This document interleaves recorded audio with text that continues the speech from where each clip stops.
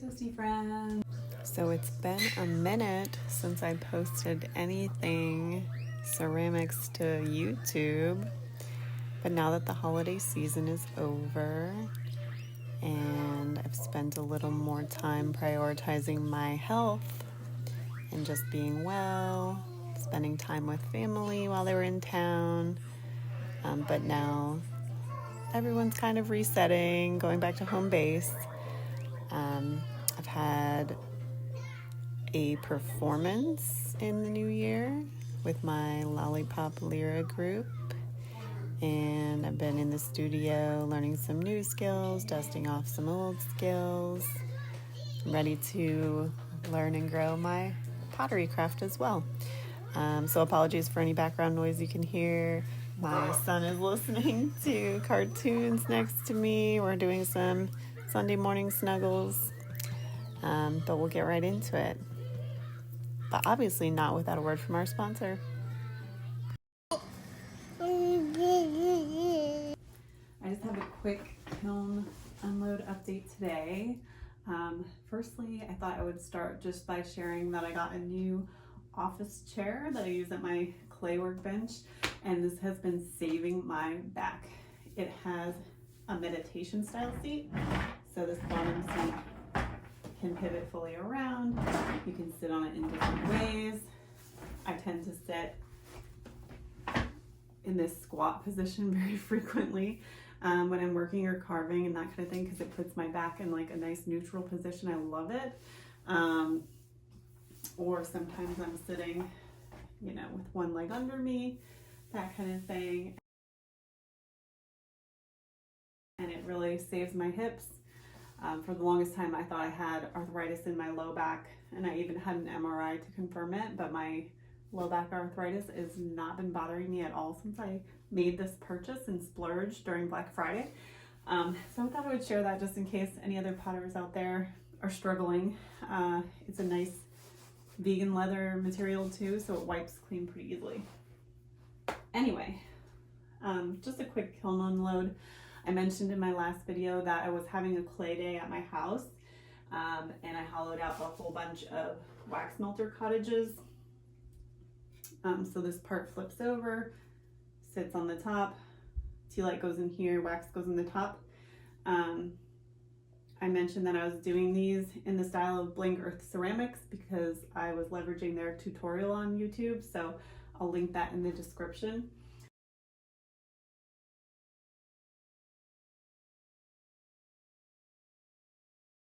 But I had made 6 of these houses, and these are the ones that are still drying out.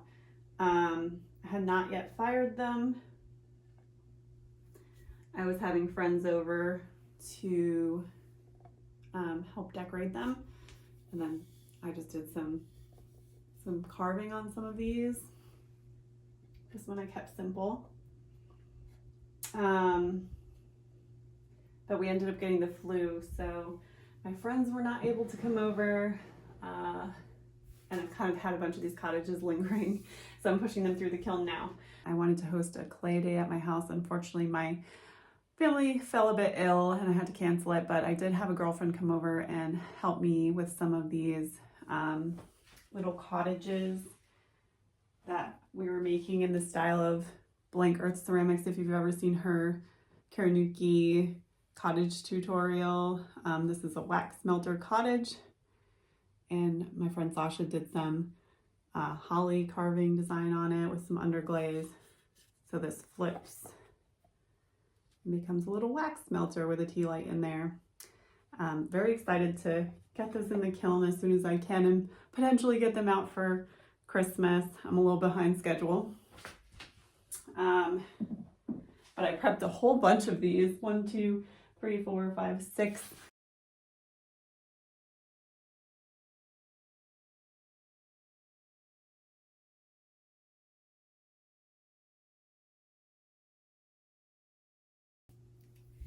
The first one to come out of the kiln is actually this little Christmas cottage, which was decorated by my friend Sasha. She was the one friend that was able to come over. She waited a period of time until we could determine if our sickness was stomach flu or flu or whatever. And then she came over and we decorated a few of these together. I have not gotten the lid off of here yet. I'm a little scared. Oh, here we go.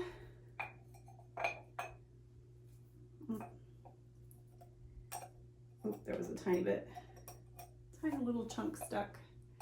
But yeah, I think that is going to be so exciting.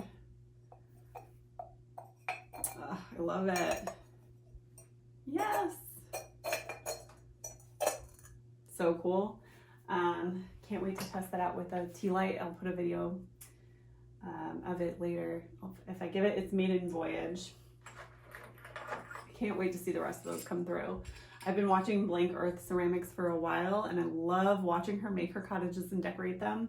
So this was just a nice fun for me and my friends thing. Obviously, I'm not selling these or making any profit on it.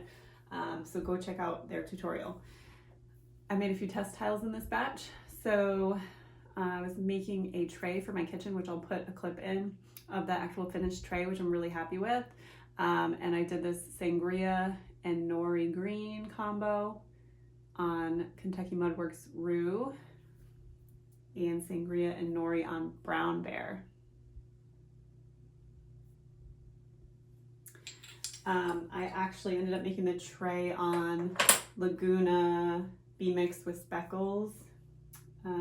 So it's gonna look a little bit different than either of those, but it came out really nicely.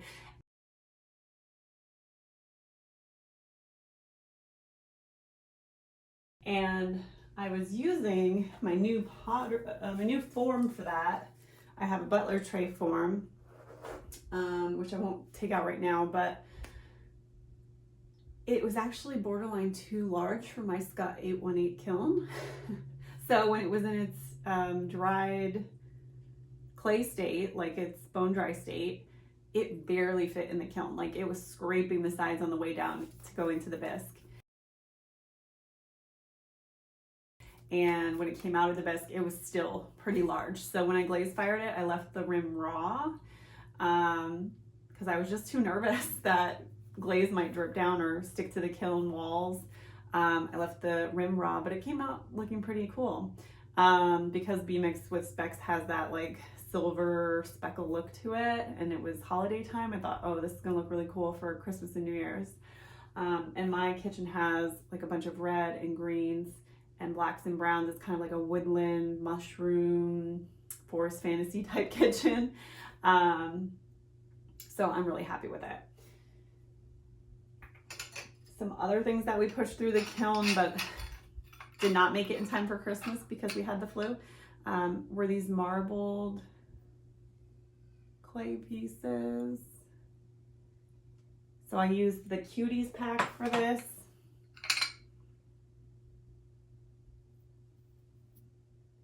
Which I think I have up here.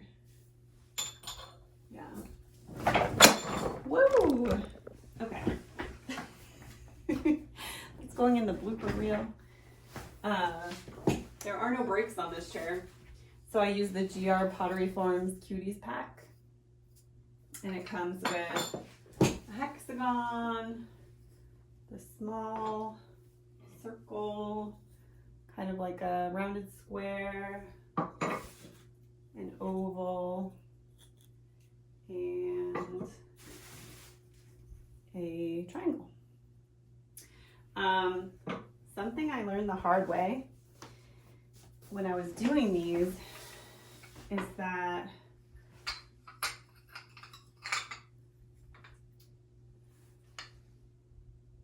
it's a hump mold, right? But they put this stamp on it, GR Pottery Forms stamp, and I was kind of stacking these for weight as they were drying out. But if you do that, that stamp does come off and transfer onto fresh clay. So I stained a bunch of them and then I had to wipe them back. So just FYI. The round one came out pretty cool. And I'll try to take some pictures in the sunlight as well. I was so worried that these were coming out muddy, but they actually look really neat. I did a bunch of dry sanding on them actually with my respirator because I thought Here's they were some coming out behind the muddy. scenes process for what this looked like.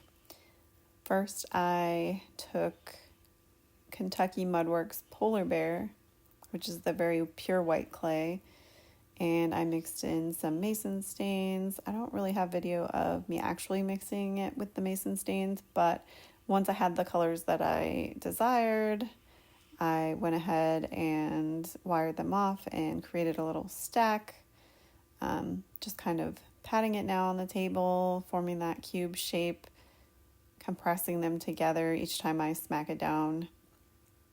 And there were just some bits of dry clay that I was picking out there, but wiring it off again and changing the direction of the layers to be into opposite juxtaposed directions to then go ahead and wedge and marble it up. And this rolling pin that I'm using, I got off of Amazon. It has adjustable rings that let you customize the thickness of your clay. I would definitely recommend this rolling pin. I love it. Once I had the slab rolled out, I went ahead and put it over my hump molds and used my needle tool to cut around the edges. I would go ahead and clean it up later when I was more in the leather hard stage. And once that was complete and they were in a leather hard state, nearing bone dry, honestly, I went back and cleaned up any slip with the red Mud Tools rib. So I love the red Mud Tools rib for this because it's so flexible, and it kind of let me get underneath that layer of slip and just pop it off rather than using a fine grit sandpaper for this, because it really just was that layer of slip that I created by hitting these with a sponge when they were in the leather hard state, and that's what I was trying to remedy so that the nice bright layers could show through.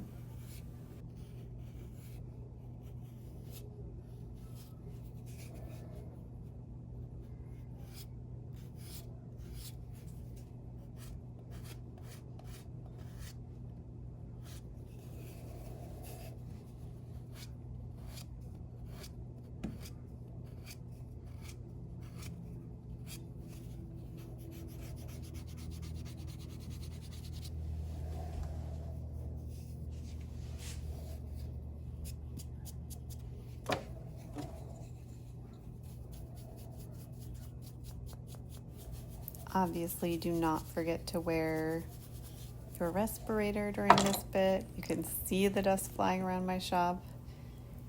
You can see me dry brushing it away here. Protection is very important for your lungs.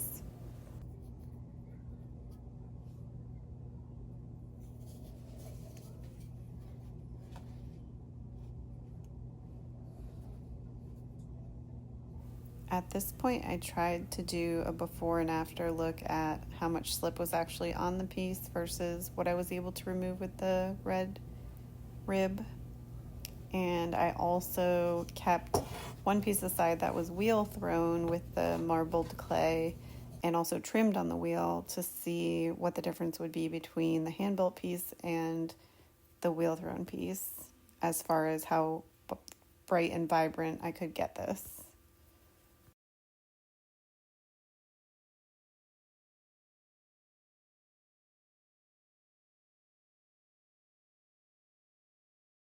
And this is actually the only one that I think looks pretty muddy, and I trimmed this on the actual pottery wheel and I just sanded that tiny little bit on the inside. So if you're worried that you're doing marbled clay and you're hand building and you think, oh, is this going to be vibrant?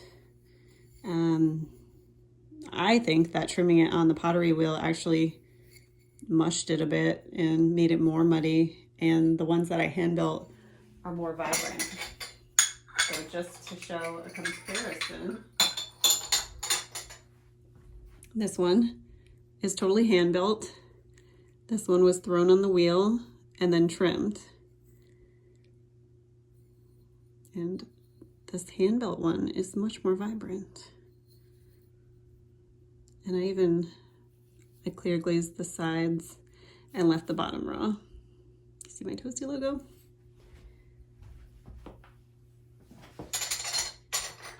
I also did an experimental Santa, but when I clear glazed it, his face kind of disappeared. And then I have 2 coats of smoky merlot on top, and where it meets, you can see it's sort of this light pink color, which is really pretty. It's really pretty. It's like, I don't even know how to describe it. So, Couple other things left over from Christmas. So my friend Sasha and I made tiny gingerbread houses. And we made these in 2 different styles. But the cookie cutter for this was actually meant to make tiny gingerbread house cookies to sit on the edge of your mug.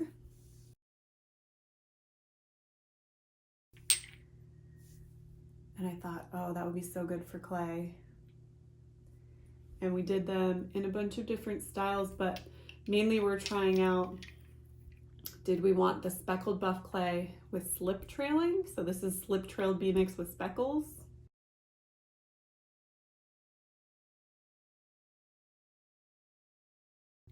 Which looks a little more muted versus slip trailing in the piping bottle, the white underglaze.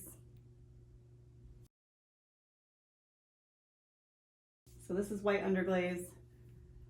This is bee mix with specks, slip trailed. The white just pops a bit more like an actual gingerbread cottage, which I like.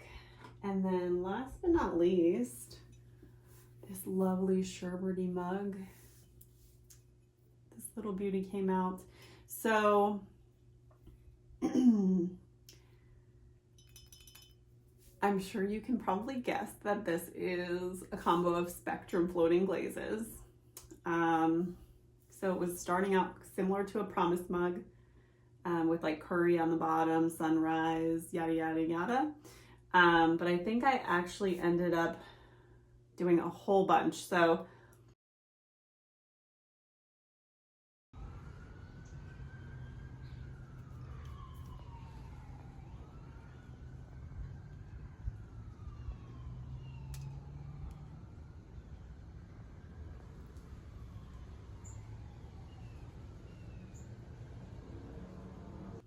probably more than that combo usually has. I think I did curry, sunrise, shallot, kimchi, shallot, sangria, floating turquoise, and then cactus. And I put Cirrus flow on the inside.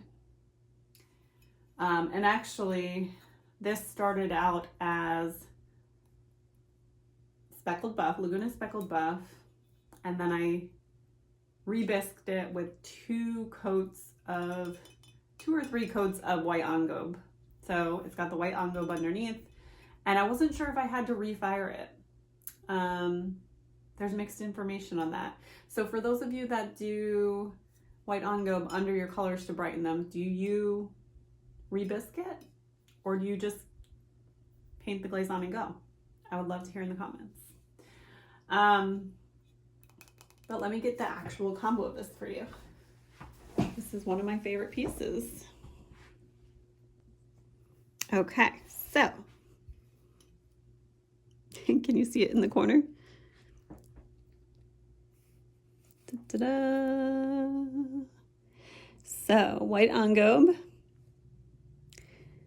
over speckled buff, and then we have from the bottom up curry, fuzzy peach, sunrise, kimchi, shallot, Sangria, floating turquoise.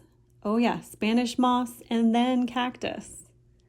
So that is a whole lot of glaze. And I'll put a process photo, but a whole lot of glaze on this mug. And because I did 3 times Cirrus flow inside and 2 times Cirrus flow on the outside and the second coat on the outside, I think I stopped about halfway, not quite to the base, and about to here on the handle because I knew it would run, but it had a really cool effect.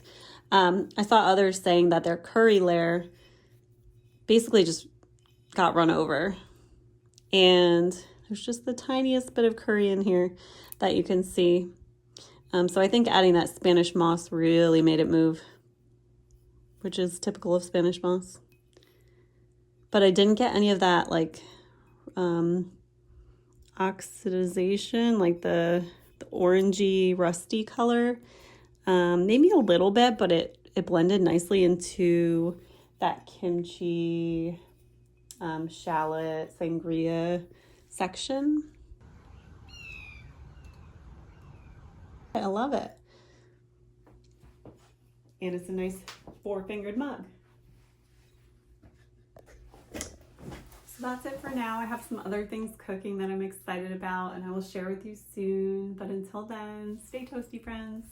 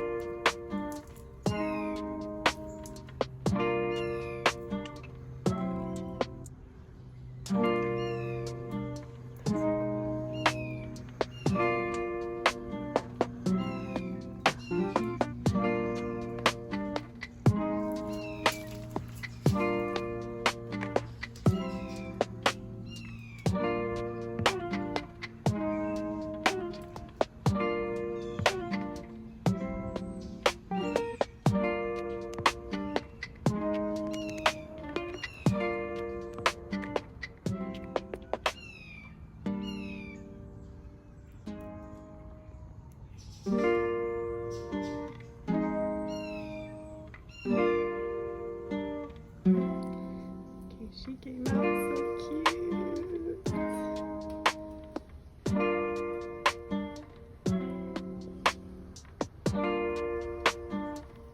As reliable as I take for.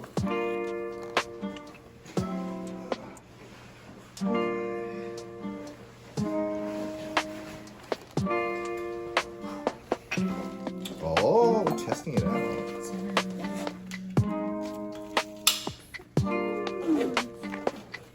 Is it working?